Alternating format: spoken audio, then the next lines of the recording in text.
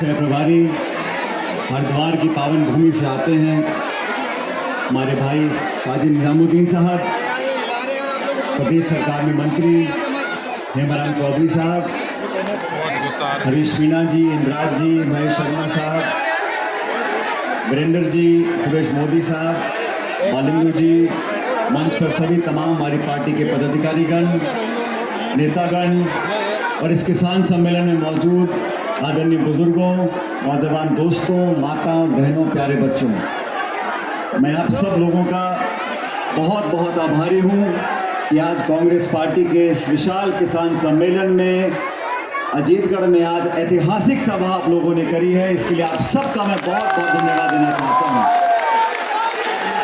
अभी मुझसे पूर्व भाषण दे रहे थे सभी साथी, वीरेंद्र जी ने बोला, सुरेश जी ने बोला, जिले के प्रदेश के तमाम नेताओं ने अपनी बात को रखा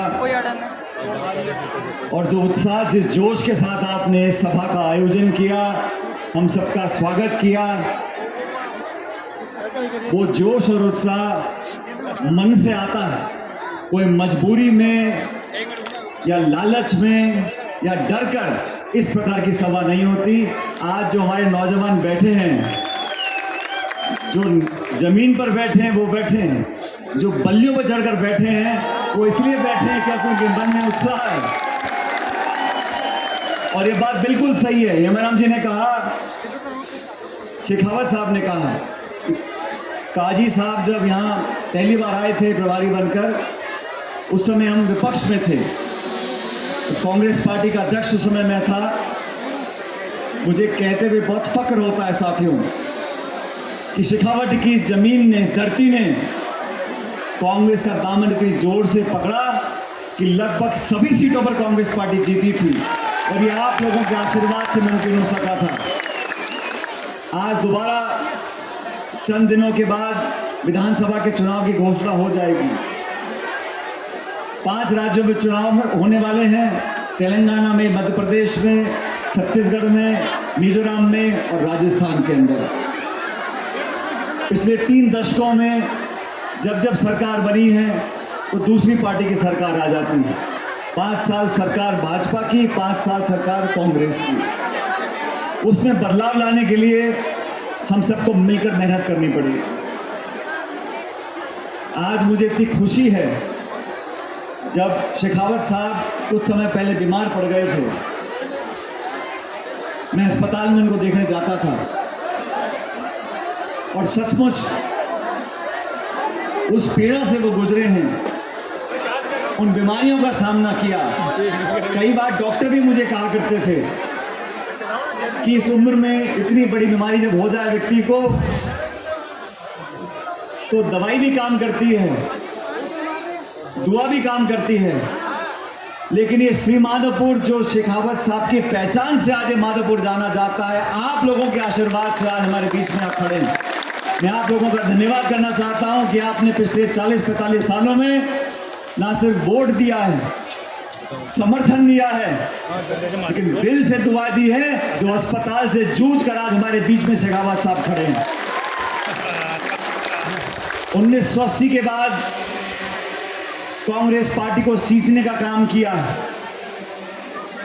और कांग्रेस पार्टी को जिन नेताओं ने सींच कर आज यहां तक वो लेकर आए हैं, चाहे वो आदरणीय नारायण सिंह जी हो, चाहे आदरणीय हेमाराम सिंह जी, हेमाराम चौधरी साहब हो, दीपेंद्र सिंह जी हो, इन लोगों ने अच्छे बुरे समय में कांग्रेस को मजबूती देने का काम किया है।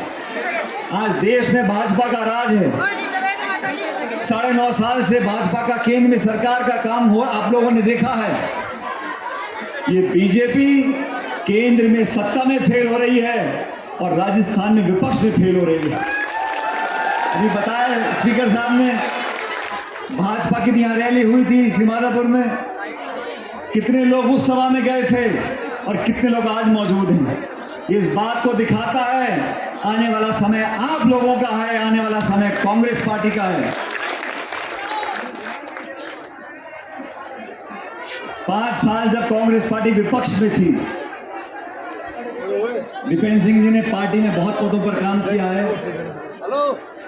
स्पीकर है विधानसभा के, मंत्री रहे, संगठन में लगभग हर पद पर काम किया, लेकिन वो 5 साल जब बीजेपी के 163 विधायक थे, 25 सांसद थे, केंद्र में पूर्ण बहुमत की सरकार थी, वो 5 साल का संघर्ष, इस कांग्रेस पार्टी के निर्माण जब हम लोगों ने किया, वो संघर्ष इसलिए कामयाब हुआ क्योंकि जिले ने, इस क्षेत्र ने, आप सब लोगों ने कांग्रेस का साथ दिया था।